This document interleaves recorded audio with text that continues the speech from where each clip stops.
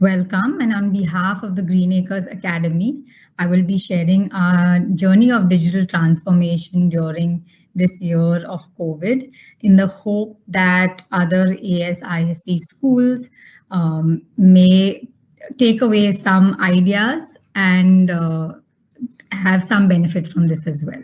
So let's begin. Let's start with the rationale we used for designing our digital program, our virtual learning program. We called it School at Home, and we kept three important principles in mind as we designed our program, which I will share with you now. The first was keeping in mind the need for flexibility so that students can be empowered while they work from home. The second was the importance of having an element of assessment and feedback in the program. And the third was, of course, the importance of communication and training of our different stakeholders, that is, teachers, parents, and students, since they are physically distanced from us during this time. So I'll take you through these three components. The first is empowering students through flexibility. At the outset, we did several surveys to understand the current situation of our students and their homes. And we realized that all of our students are coming from very, very different backgrounds. They may or may not have access to technology or strong internet connections. Some of them had gone back to their native homes. Many had two parents working from home. Some of them had parents leaving the house. So we understood that the situation was very different for different students, and therefore we decided that one of the core elements of our program should be to provide flexibility.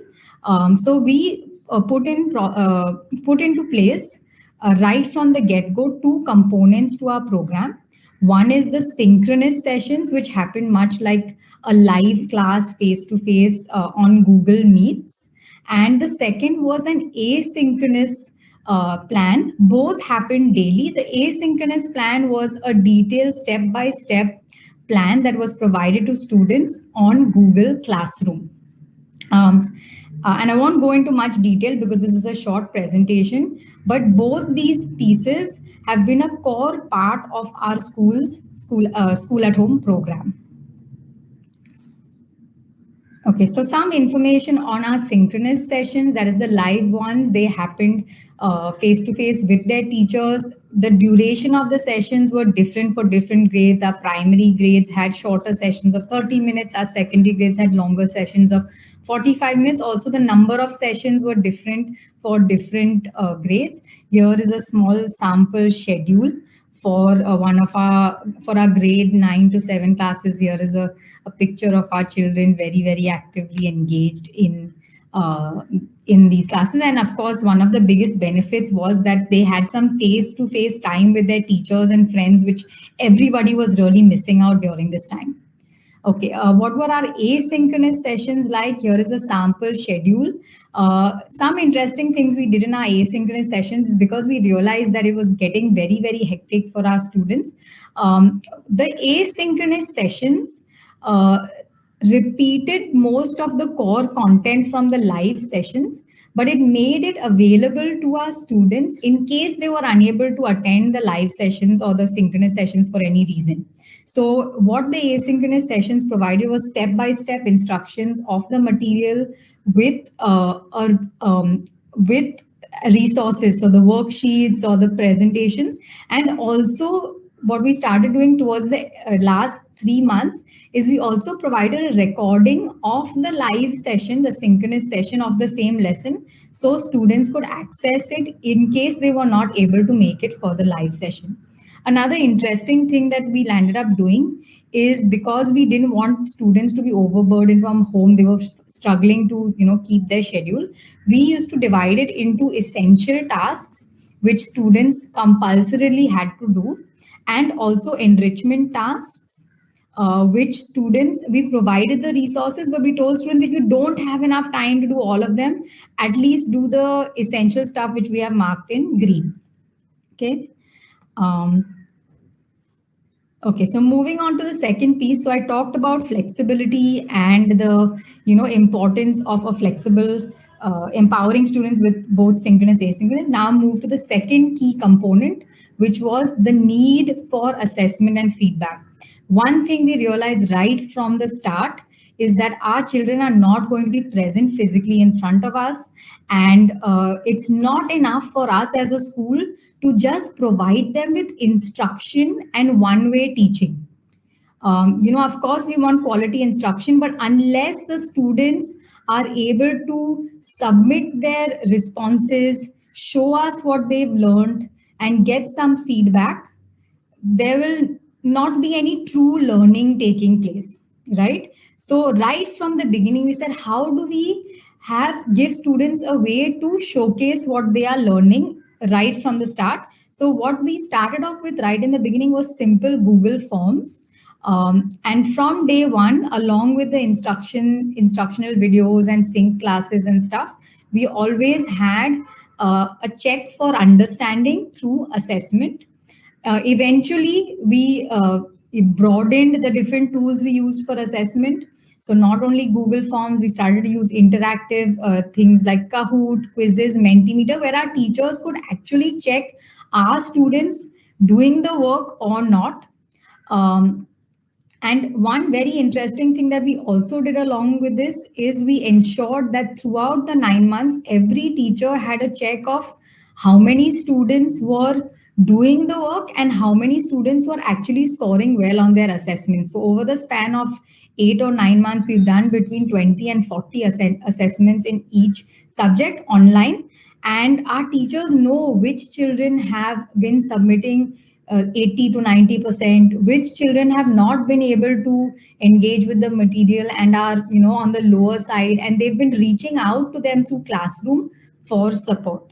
Another interesting thing is our grade 9 students did formal exams. They were the one grade that actually did proper formal exams. We don't have a grade 10 yet. That's why I'm only saying grade 9. And the reason we did formal exams for grade 9 is, of course, because they were scheduled to do a board exam this year and next year. So we wanted them to have the same kind of assessment pattern.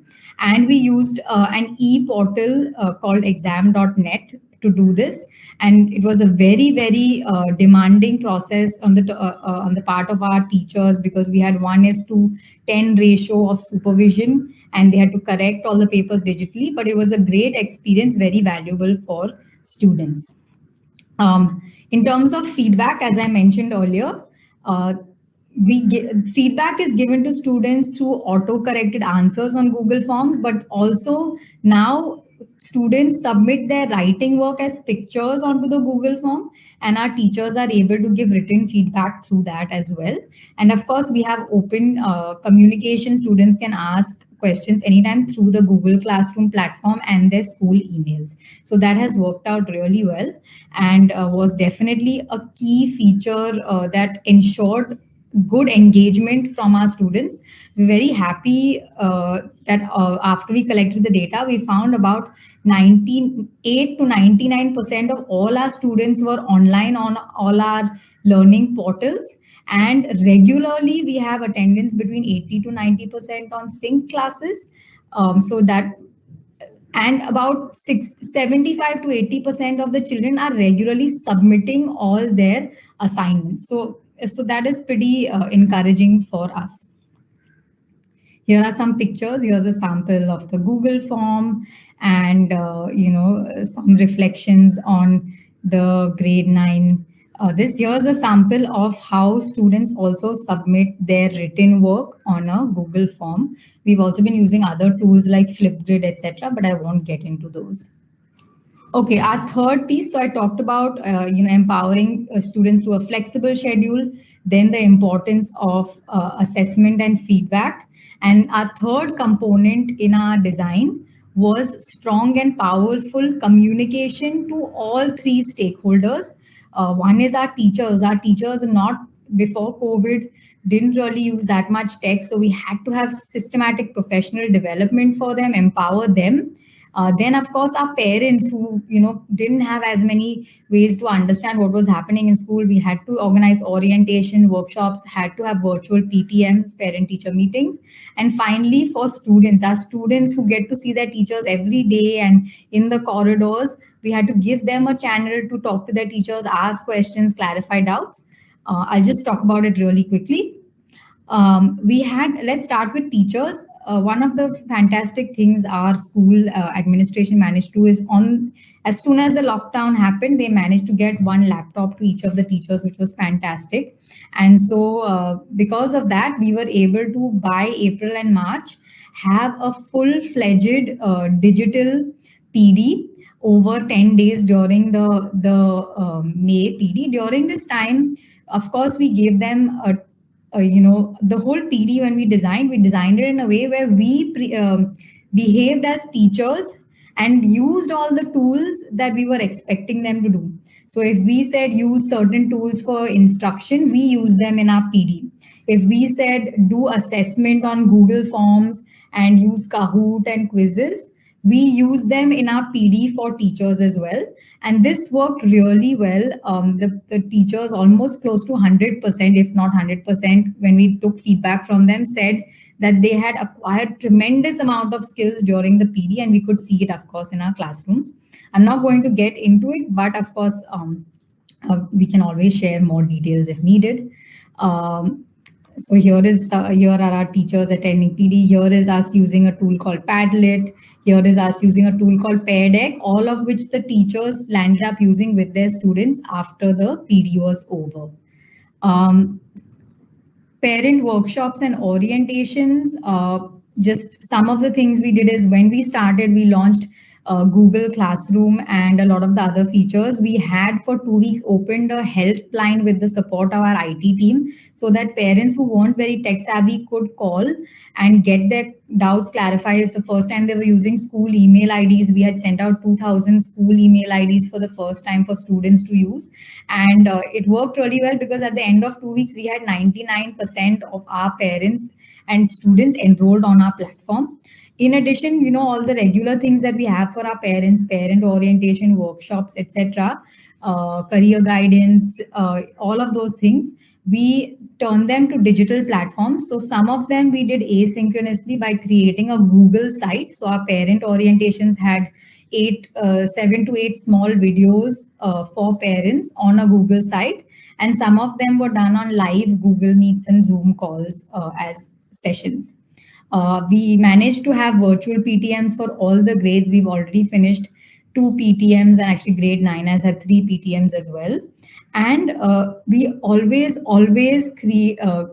collected feedback from parents. So in about the last, I think the first 9 months, we had 3 surveys that were sent out to all of our parents on every aspect of the school at home online program, whether it was what devices they had, whether it was whether their kids were understanding, whether it was how much work was it for the parents to support their children. And we processed all this information every time and made small changes to the program. So the program I'm talking about now has evolved over the 9 months. In the first few months, it was much more simpler, and so that parents and students could all access it. And then as we all got more digitally savvy, it got more and more sophisticated. So that was the feedback. We took lots of feedback from parents, and we put proper communication channels for parents in place via Google Classroom, but also email IDs for them to ask questions to our teachers, their coordinators, so that any help could be resolved immediately, and that worked quite well. And finally, these are some pictures, I guess, of the parent meetings. This was a sweet picture of parents in our PTMs, and here are some of the workshops provided to parents, career guidance, etc. This was our parent orientation, which happened digitally. Okay, and finally, a last comment on student communication. I talked about it earlier, but we definitely encouraged and supported our children with communicating. We give, in addition to the Google Classroom, their commenting and emails and everything, we also have a homeroom class in which we have our socio-emotional learning, but also it's a space for community building, connection for children to reach out to their homeroom teacher to clarify any doubts, whether it's academic related, not academic related. So that is something we did. Finally, before we move on, there are many small, before we wrap up, there are many small components to our program that I didn't actually land up talking about, but I'll just give you an insight. Many things happened, like the student council committee, including the investiture ceremony. We have assemblies for entire grades on a Google Meet live stream, which has been really interesting. Our kids love it. Of course, we do celebrations, virtual celebrations in our homeroom classes for all the festivals. We just did Children's Day last month, and so these are ways in which we're trying to bring the community together and create a sense of well-being. In addition, we've had well-being seminars. I've not listed it here, but for our teachers on how to organize, how to cope with stress. We've had such sessions for our exam years, grade 9, how to manage your stress during this year. And we've also set up counseling services for students who can reach out individually to the department in case they're not able to cope with some of the pressures of COVID.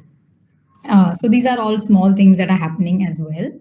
And here are some final pictures of our different programs. This is the investiture ceremony. This is them doing some homeroom activities and some extra guest speakers coming in for our citizenship program. And some smiling faces available here.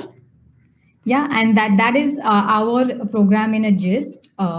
We are definitely available to share more information if anyone would like. And one last word before I leave is definitely a phrase we have been using throughout this time is in every challenge lies a greater opportunity. And we have seen that this has been so true for this whole COVID period.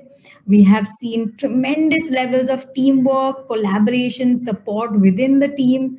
We've seen parents being supportive, students being fantastic learners. The way they've transformed as digital citizens from March to now is fantastic. And just overall, I think there's tremendous pros in terms of just how digitally savvy our team, our parents, and our students have become during this time. And it's definitely something that we look forward to sustaining in the next 2-3 years as we go back to physical school as well. So thank you for giving us this opportunity to share, and we hope our learning is useful to some other schools as well.